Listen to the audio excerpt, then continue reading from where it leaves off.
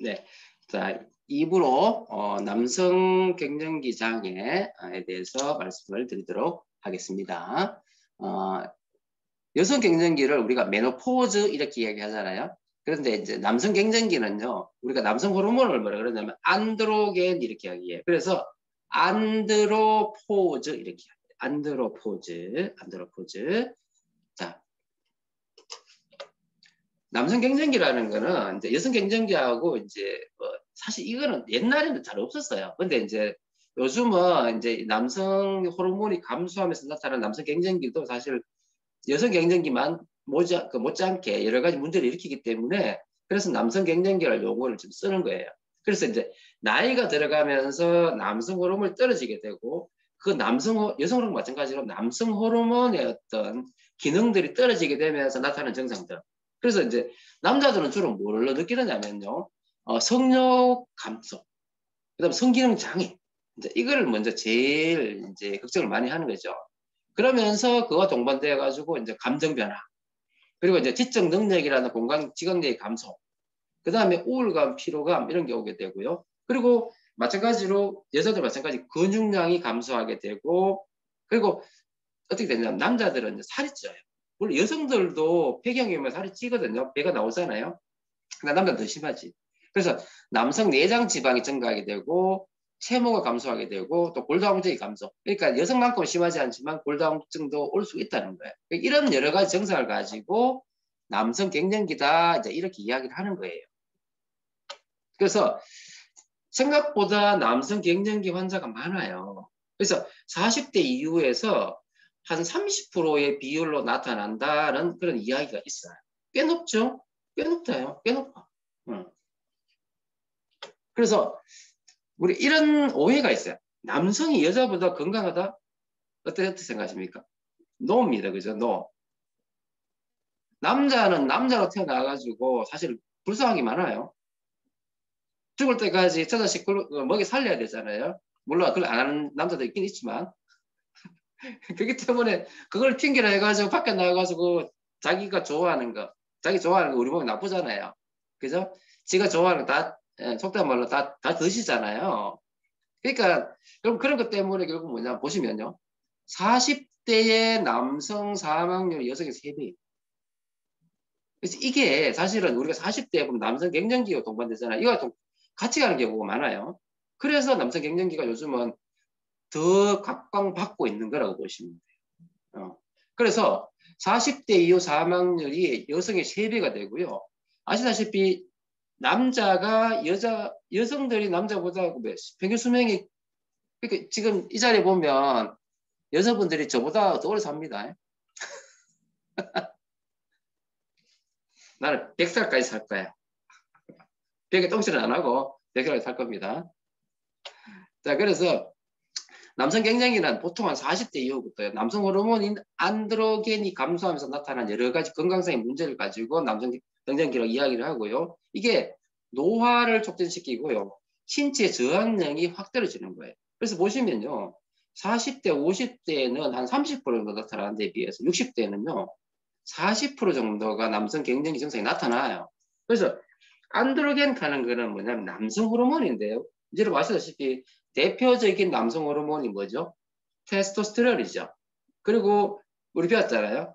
이거보다 더 강해진 게 뭐예요? 디하이드로테스테론, DHT. 뭐한테 배웠습니까, 우리? 소팔메토한테 배웠지, 그죠? 예, 예. 그 다음에 안드로스텐디온, 이런 걸 안드로겐이라고 하는데, 결국은 이 안드로겐이 감소한다. 그걸 안드로포즈라 그러고요. 결국 뭐예요? 남성 호르몬이 멈추었다. 남성 호르몬이 줄어들었다. 이렇게 생각하시면 되는 거죠. 자, 그런데 요즘 통계를 보면요. 나는 갱년기를 경험하고 있다고 이야기하는 사람이요. 40대에 벌써 30%가 넘어요. 저보다 높죠? 60대는요. 42%. 그러니까 70대에는 좀 떨어진다고 돼 있는데 80대에는 53%돼 있어요. 결국은 생각보다가 스스로 나는 갱년기라고 느끼는 사람이 왜 몸이 힘드니까 꽤 많다는 거지. 그런데 갱년기가 왜 문제가 되느냐면요. 사실은 갱년기가 오게 되면은 남성 정자 수가 감소하게 되고 활동성이 떨어져요. 그 다음에 사실은 더 문제가 되는 게 뭐냐면 바로 내장 지방이 증가한다는 거예요. 그래서 내장 지방이 증가한다는 거는 우리 뭐와 관련돼 있어요? 대사증후군과 관련돼 있는 거예요. 대사증후군. 그 다음에 근육량이 떨어지게 되고요. 근력이 감소해집니다. 그러니까 우리가 20대, 30대 남자들 보면은 강한 척 하잖아. 근데 정말 강해요, 그때는요. 근력이 있고, 나름 건강하거든요. 근데 40대 남자들, 그때 생각하고 운동하다 큰일 나거든요. 이게 근력이 확 떨어져요. 근육량이 감소한다니까요. 그래서 그거를 모르고 갑자기 운동하다가 뼈가 부러지기도 하고 넘어지기도 하고 막 그러거든요. 그러니까 심각해요. 그 다음에 골밀도가 감소한다는 거예요. 그 다음에 이제 동맥경화 및 경동맥 혈관 두께 증가하면서 이 여러 가지 문제를 일으킨다는 거죠. 그 다음에 인슐린 저항성 증가하면서 뭐가 생겨요? 당뇨가 생긴다는 거예요. 그러니까 대사증후군과 관련된 게 다 나타난다는 거죠. 그럼 체모가 감소하고 피부가 거칠어지고 잠을 잘 못 자게 되고 그 다음에 지적 활동이나 인지 능력이라든지 그 다음에 피로, 우울감 뭐 이런 게 나타나는 기분 변화가 막 나타나는 이 모든 게 바로 갱년기 증상이라고 생각하시면 돼요. 자, 그래서 이제 어떻게 보통 느끼느냐면요. 남자들이 20대, 30대에는 보통 안 이러거든요. 근데 남자들이 갑자기 한 40 넘어가면 여성화 되는 느낌이 들어요. 그러니까 보면은 어떤 짜증나다. 갑자기 막 짜증을 자꾸 내는 그런 경우 있거든요. 이거 남성 갱년기예요. 무기력. 갑자기 막 아무것도 하기 싫어지는 게 무기력증이었어요. 그 다음 자아상실. 내가 왜 이래 살았을까? 이런 생각을 하게 되는 거고. 그 다음에 인생 후회. 그 다음에 소심 눈물형. 그죠? TV 드라마 보다가 질질 짤고 이런 거. 잔소리가 많아지는 거. 그러니까 저도 은연중에 보면 이런 부분을 지금 뭐 짜증 과하다, 무기력, 자아상실, 인생 후회, 소심 눈물, 잔소리인데 제가 다 가지고 있는 거거든. 그러니까 저도 이미 갱년기가 온 거지 뭐. 어쩔 수 없지. 그죠? 그러니까 이게 바로 남성 갱년기의 어떤 증상들이라고 생각하시면 돼요. 하지만 다 그런 거예요. 그래서 당신은 혼자가 아닙니다. 자, 그러면 이게 왜 그러냐면요. 우리가 25세 때 남성 호르몬은 피크예요. 100이거든요. 그런데 보시면 어때요? 35세 되면 한 70% 되고요. 그 다음에 40대 되니까 한 65% 떨어지죠. 그러니까 보통 한 40대 되면 나타나기 시작하는 거예요. 그러다가 50이 되면 한 50% 떨어져요. 그러니까 이제 이 성욕이 감소할 수밖에 없겠죠. 그래서 남자들은 의외로 이제 성기능과 성욕에 대해서 아주 예민하거든요, 사실은. 예민한데 이게 바로 노화와 함께 나타난 자연스러운 감소 증상이기는 하지만 이걸 자연스럽게 그냥 버려두면 안 된다는 거죠. 그리고 이거 동반돼 가지고요. 내가 평상시에 환경적으로 음주나 흡연을 많이 하거나 음식을 막 나쁜 걸 많이 먹거나 스트레스를 많이 받으면은요. 이게 더 빨리 떨어져요. 그리고 신체적으로 비만이 오고 고혈압이 오고 당뇨가 오고 또 간질환이라든지 운동 부족하게 되고 이러면은 이게 더 빨리 오기 때문에 악화가 된다는 거죠. 남성 갱년기 때문에도 이 증상이 나타나지만은요. 이 증상이 있으면 이게 더 속도를 더 심화시킨다고 보시면 되죠. 그리고 이 테스토스테론 남성 호르몬이요. 이제 우리 몸에서 보면 이제 피부, 머리카락 여기서 이제 콜라겐 합성하는 거, 근육량, 지구력, 골밀도, 그다음에 뇌 쪽에 자신감이라든지 성욕, 그다음에 적혈구 만드는 거, 정자 만드는 거 이런 여러 곳에 이게 관여를 하기 때문에 그래서 이 남성 호르몬을 유지시키는 게 중요하다는 거예요. 자, 그래서 비뇨기과에서는 이제 이렇게 설문을 해요. 그래서 보면 여기 보면 1번이 성욕 감퇴가 있습니까? 묻고요. 7번 발기부전이 있습니까? 기능적으로 문제 있습니까? 라는 거를 1번, 7번을 두고 그 다음에 이거 둘 중에 하나가 있고요. 그 다음에 뭐 기력이 떨어졌습니까? 체력이나 지구력이 떨어졌습니까? 키가 줄었습니까? 삶이 안 즐겁습니까? 울적하고 짜증나십니까? 운동 능력이 떨어졌습니까? 식사하고 잠이 잘 빠져듭니까? 그 다음 일의 수행력이 떨어집니까? 이렇게 물어요. 물어가지고 1번, 7번 있으면서 나머지 3개가 있으면은 당신은 갱년기입니다. 라고 이야기를 할 수 있는 거예요. 요즘 그렇게 이제 통계를 내는 거고요. 그래서 남성 호르몬 부족으로 이제 여러 가지 문제는 뭐냐? 결론은요. 안드로포즈가 건강상의 어떤 문제를 일으키기 때문에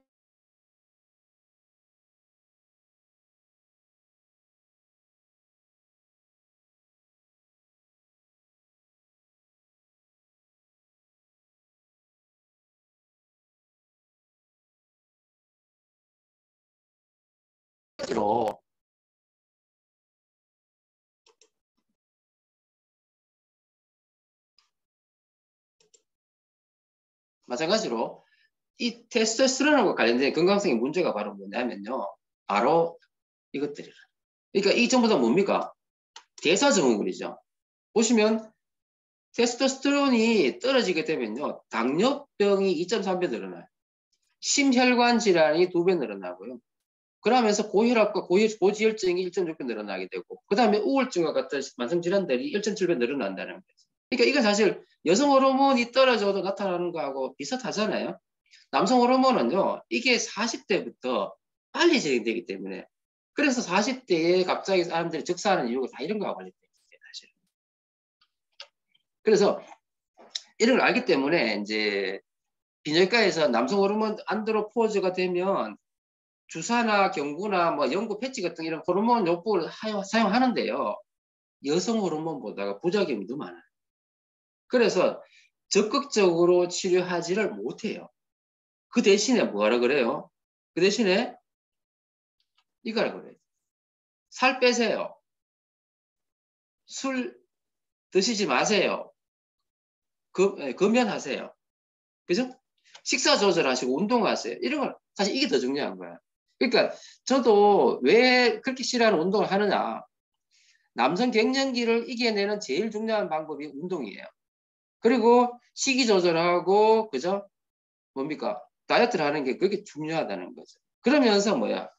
건강식품을 복용해주면 그나마 이 남성 갱년기가 줄어들게 되고 남성 갱년기가 줄어들게 되면 만성질환인 대사증후군이 떨어지게 되는 거죠.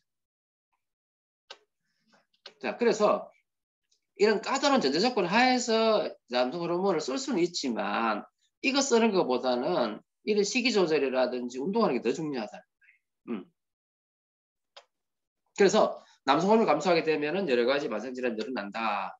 자, 그리고 그 아시다시피 그 인슐린 저항성이라는 거는 뭡니까? 당뇨로 가게 된 직결되는 거잖아요. 그래서 인슐린 저항성이 되면 결국 이게 당뇨로 가게 되고, 근데 이게 당뇨만 있는 게 아니잖아요. 당뇨 있는 환자들이 결국 인슐린 저항성이 되고 이것 때문에 결국 혈압 높아져요. 뇌졸중이 늘어납니다. 그다음 여자들은 다낭성 난소증후군이 와요. 오늘 제가 아까 심지현 리더님한테 그 질문 받은 거 다낭성 난소증후군 치료에 대해서 적어놨는데요. 사실은 결국은 다낭성 난소증후군은요 인슐린 저항성이 오게 되면서 이런 만성질환으로 가게 되는 겁니다. 여자들한테는요. 근데 남자들 같은 경우에는요 마찬가지로 이게 통풍, 이상지혈증, 콩팥 결석, 그 다음에 당을 많이 먹게 되고요. 그 다음에 암을 유발하게 되고 염증을 유발하게 되고 심장질환을 유발하게 되고 불안, 우울, 비만, 불면증 이 다 관련된 게 인슐린 저항성이거든요. 그런데 이 인슐린 저항성이 있는 환자는 또 뭐냐면 지방간이 같이 가요. 결국은 뭐냐면요. 인슐린 저항성이 결국 지방간이 되고요. 지방간은 결국은 또 인슐린 저항성 유발하게 되는 거죠. 근데 이게 또 뭐가 관련됐냐면요. 인슐린 저항성이 오면은 결국은 뭐냐면요. 렙틴 저항성, 렙틴 뭔지 알죠? 식욕 억제 호르몬. 그럼 어떻게 됩니까? 뚱뚱해지죠? 그러니까 인슐린 저항성은 렙틴 저항성을 유발하게 되고요. 그리고 아디포넥틴 기억나십니까? 아디포넥틴은요.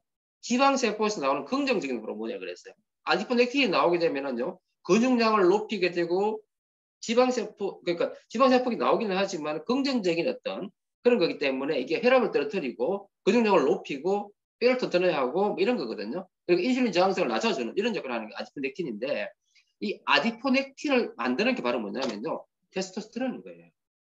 그러니까 결국 뭐예요? 테스토스테론 분비가 되면은 아디포넥틴이 잘 나오게 되고 그러면은 살이 빠지게 되고 인슐린 저항성이 안 생기는 거지.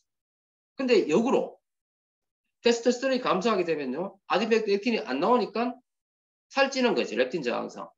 인슐린 저항성이 오게 되고 악화가 되는 거예요. 악화. 그게 결국 뭐예요? 테스토스테론을 유지해 주는 게 그래서 중요하다는 거예요. 테스토스테론 유지를 하면은요, 아디포넥틴이 많이 나와서 살 안 찌게 되고 인슐린 저항성 안 생기니까 대사증후군이 안 생깁니다. 그래서 테스토스테론을 유지해 주는 게 중요하다. 이걸 기억하시라고. 그러면 테스토스테론을 유지해 주기 위해서 우리가 그러면 어떤 건강식품을 먹는 게 중요하냐, 이걸 기억을 하셔야 돼요.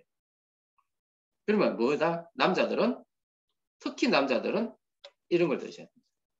그러니까 남성 호르몬을 유지시켜주는 대표적 영양소가 여기 네 가지 적혀 있는데요. 바로 첫 번째가 뭡니까? 아연입니다. 아연. 지금 요번에 이번 주에 새로 나온 게 있죠? 그 뭡니까? 그 셀레니움하고 아연하고 꿀이 들어가 있는, 이름이 갑자기 생각이 안 나노. 그죠? 요번 주에 나오는 게 있었죠? 그러니까 결국은 뭐냐면요. 자꾸 인면하고 관련된 거잖아요. 그죠? 임뮤니티 디펜스. 감사합니다. 민경 기자님. 강의를 하다 보면 갑자기 듣도 안 나와요. 당신도 내 나이 대 보세요. 나오는 강. 그래서 보세요. 첫 번째 아연입니다. 아연. 그래서 아연은 제가 그 강의하면서는 면역 중심으로 이야기하고 항산화 이야기를 했지만 이 아연이 테스토스테론을 유지해 주는데 정말 중요한 거예요. 그래서 아연을 6개월 섭취했더니만 테스토스테론이 증가하더라. 이런 연구가 있는 거예요. 그 다음에 셀레니움이에요. 그래서 셀레니움도 마찬가지예요. 혈중 셀레니움 농도하고 테스토스테론이 비례하더라. 그래서 셀레니움을 남성 난임 치료에 많이 이용을 하는 경우도 있고 그래요. 그 다음에 비타민 D. 비타민 D는 좀 더 다시 설명드리겠지만요. 사실 비타민 D는 하는 역할이 너무 많다 그랬죠. 칼슘을 유지시키는 게 아니라 그랬어요. 면역 비타민이라 그랬어요. 그리고 이게 비타민 D가 만성 질환을 좀 더 예방해주고 면역을 높여주는 기능이 있다고 말씀드렸었어요. 근데 이 비타민 D가 높을수록 테스토스테론이 높아져요. 그리고 오메가3죠. 오메가3. 그래서 오메가3가 정자의 생성과 테스토스테론 수치에 그저 극대화를 시켜준다는 연구가. 그래서 결국 뭐냐면 테스토스테론을 높여주기 위해서는 아연, 셀레니움, 비타민 D, 오메가3가 도움이 된다는 이야기. 아시겠죠? 그래서 이게 전부 다 근육을 또 유지시켜주는 기능을 하는 거죠. 그러니까 근 감소에 도움되는 제품들이 이 네 가지가 또 다 된다는 이야기죠. 자, 그래서 비타민 D 연구는요, 여기 보시면 뭐 암, 파킨슨, 알츠하이머, 다발성 경화증, 혈압, 당뇨, 항염, 쉽게 말해서 만병통치약처럼 적어놨지만 정말 이게 다 효과가 있어요. 그래서 비타민 D는요, 지금 우리 비타민 D 제품 있잖아요. 하루에 한 알만 드시면 되니까 어찌됐든 꼭 드시는 게 좋아요. 그래서 면역, 암, 그 다음에 여러 가지 만성 질환, 이 모든 거에 도움되는 거고, 그러니까 자가 면역 질환, 알러지 다 도움이 되는 거예요. 그래서 뭐 결국은 비타민 D가 여러 군데 좀 도움되는 연구 논문이 엄청나게 많이 나오고 있다는 거예요. 그래서 비타민 D가 왜 이러냐면 비타민 D 수용체가 우리 몸에 다 있는 거예요. 그래서 이런 어메이징 비타민 D. 그래서 연구가 지금 계속되고 있지만은 여러 가지 기능이 있을 것이라는 어떤 생각을 하게 되는 게 바로 비타민 D라고 생각하시면 됩니다. 자, 그 다음에 비타민 D가 부족하게 되면 인슐린 저항성이 또 증가하게 되고 이것 때문에 결국 뭐다? 당뇨가 생기게 되고 여러 문제가 되겠죠. 그래서 비타민 D가 부족하게 되면 인슐린 저항성이 늘어나게 되고 비타민 D를 넣었더니만요. 아디포넥틴이 증가한다. 아디포넥틴 증가하면은 테스토스테론 분비가 많다. 그러면 뭐예요? 인슐린 저항성이 떨어지게 된다. 렙틴 저항성이 떨어진다. 그래서 비만도 예방이 된다. 대사적 질환도 도움이 된다. 이렇게 이해하시면 됩니다. 자, 그래서 금방 했던 거죠. 인슐린 저항성과 렙틴 저항성, 아디포넥틴 테스트를 같이 이렇게 가는데 이걸 예방해 주는 게 비타민 D라는 거예요. 비타민 D. 그래서 비타민 D를 써주면은 도움 되겠구나. 이해되시죠? 네. 자, 그 다음에 이제 셀레니움이죠. 셀레니움은 사실은 이제 강력한 항산화 미네랄이면서도 면역 미네랄이잖아요. 그래서 근육이 적은 사람이 셀레니움이 적다는 논문이 있어요. 그래서 셀레니움을 넣어주면 근육량이 늘어나게 되고 또 높을수록 근육량이 늘어난다. 그리고 알다시피 셀레니움 뭐예요? 강력한 항산화제죠. 이면서 항암제잖아요. 그래서 왜 이런 말 제가 들었죠. 셀레니움 파라독스라고 그랬어요. 이거 비타민C하고 같은 건데요. 셀레니움을요. 저농도로 쓰면은요. 이건 항산화제예요. 그래서 적당한 농도의 셀레니움은 셀레노프로틴이라고 그래가지고 항산화 역할을 해가지고 세포 변이를 막아주는 거예요. 이상세포를 정상세포로 돌려주는 거예요. 그런데요, 고농도의 셀레니움은 뭐다? 암세포를 죽이는 화학 치료제인 거예요.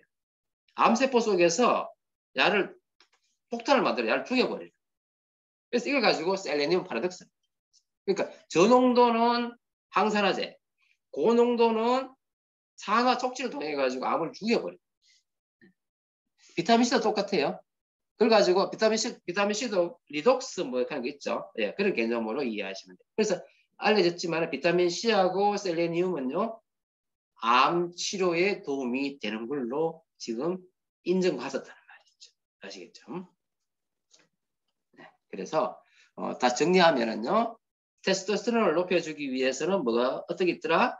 아연, 셀레니움, 또 뭐 비타민 D, 그 다음에 오메가3 이런 걸 통해서 우리 건강을 유지시켜 주셨으면 좋겠습니다. 감사합니다.